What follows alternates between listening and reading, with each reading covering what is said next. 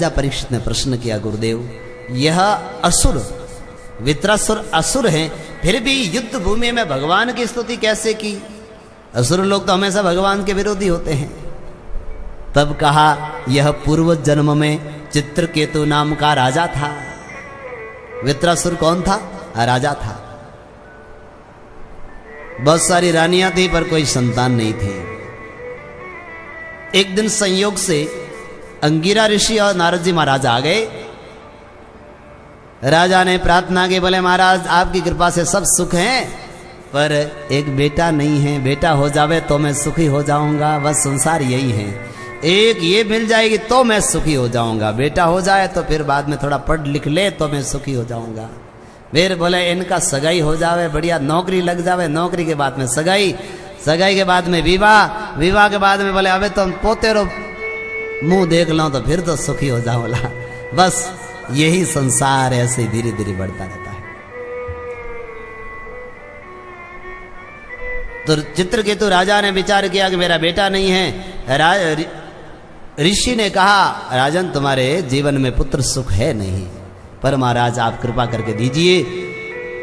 ऋषियों ने मंत्र ज्ञान के द्वारा दिव्य प्रसाद बना करके खीर प्रसाद दिया, और उसको जैसे ही राजा ने अपने रानी को दिया, रानी ने खीर प्रसाद पाया और उससे उनको एक पुत्र की प्राप्ति हुई।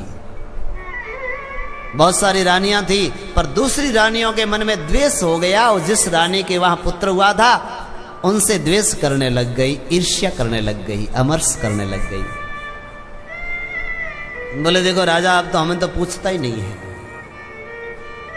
हमें तो बतलाता ही नहीं है। जिस रानी के पुत्र हुआ उसी के घर जाता है और उसी से बोलता है, और हमारे सबके दुख का मूल है ये बेटा।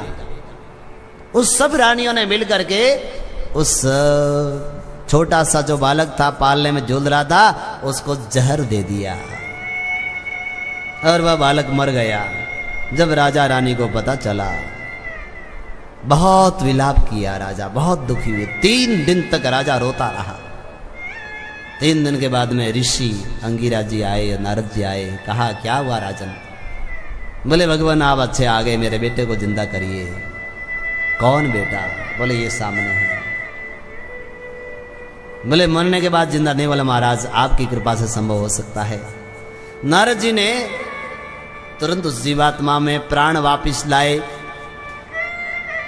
जैसे जीवात्मा उठा और इधर से चित्रकेतु राजा दौड़ा, अरे बेटा बेटा आजा बेटा। जीवात्मा बोला कौन बेटा? किसके बेटा? आप कौन है? मैं तो आपको जानता ही नहीं हूं। नारद जी ने कहा राजा जल्दी से परिचय दे, कौन है? राजा ने विचार किया कि इधर 3 दिन से रोते रोते 3 दिन बीत गए, खाए पिए बिना, और अब ये पूछ रहा है कौन बेटा और कौन बाप? किस जन्म के आप बाप हैं? क्योंकि मेरे जीवात्मा के अनेक जन्म हुए हैं। कभी मैं कीट पतंग पशु पक्षी बना हूं, कभी मानव बना हूं, कभी किसी रूपों में, अनेक रूपों में मेरा जन्म हुआ है। किस जन्म के आप माता पिता हैं? राजा कुछ बोल नहीं पाए। उस जीवात्मा ने बहुत सुंदर उपदेश दिया। बोले राजन, मित्र और शत्रु कर्म के संयोग से मिलते हैं। जीवात्मा एक स्थान से दूसरे स्थान पर जाता है। जैसे एक बीज वृक्ष को पैदा करता है, वृक्ष को उत्पन्न करके खुद मर जाता है, खुद नष्ट होता है, तब उससे दूसरा वृक्ष निकलता है। बस सृष्टि ऐसे ही उत्पन्न होती है। एक बालू का कण पर्वत पर रहता है, बारिश से वह कण नदी में आता है, नदी से वह कण समुद्र तक चला जाता है। बस जीवन यात्रा ऐसे ही है।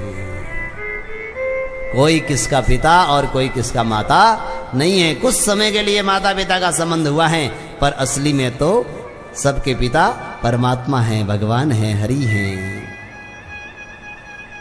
चित्रकेतु को ज्ञान हो गया, वास्तविक संसार में कोई किसी का नहीं है।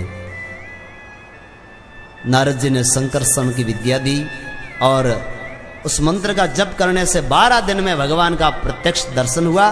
संकर्षण भगवान ने एक दिव्य विमान दिया चित्रकेतु को, और चित्रकेतु उस विमान में बैठ करके आकाश में घूम रहा था। एक दिन घूमते घूमते सिद्धों के अखाड़े में पहुंच गया।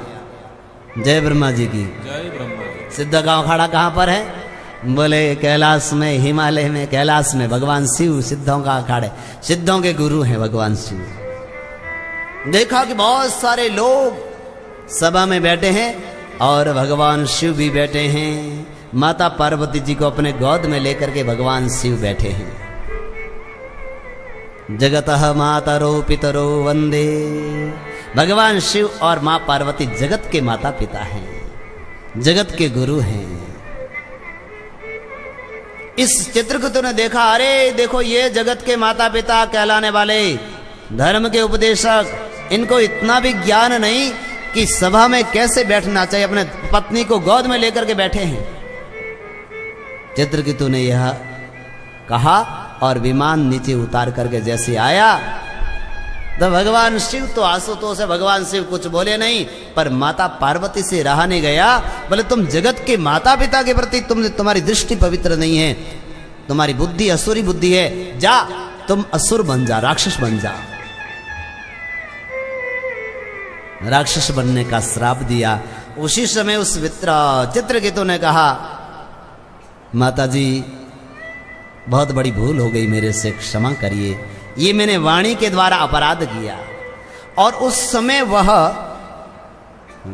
चित्रकेतु कहता है पार्वती माता जी से, मां से, बोले मां ये जो मुझे दुख आज आपने दुखभरी योनि में यानी असुर योनि में जाने का श्राप दिया, ये कर्म आपने नहीं दिया, ये मैंने ही अपने कर्मों से पाया है। क्योंकि मैं अगर आपके प्रति पवित्र वाणी का उपयोग करता तो मैं असुर कैसे क्यों बनता, तो मेरे कर्मों का फल मुझे मिला है।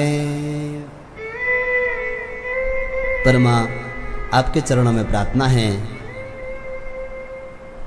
मुझे क्षमा करें और मेरा उद्धार कैसे होगा। पार्वती जी ने आशीर्वाद दिया, बोले असुर तो तुम बनेगा, पर तुमने प्रायश्चित किया है, पश्चाताप किया है, इसलिए तुम्हारा उद्धार होगा और तुम्हारी बुद्धि हमेशा भक्ति में लगी रहेगी। असुर होने के बाद में भी तुम्हारे मन में भगवान निकलेंगे नहीं। इसीलिए वह वित्रासुर राजा दूसरे जन्म में, वह चित्रकेतु राजा दूसरे जन्म में वित्रासुर बना और युद्ध भूमि में उन्होंने भगवान की इतनी सुंदर स्तुति की।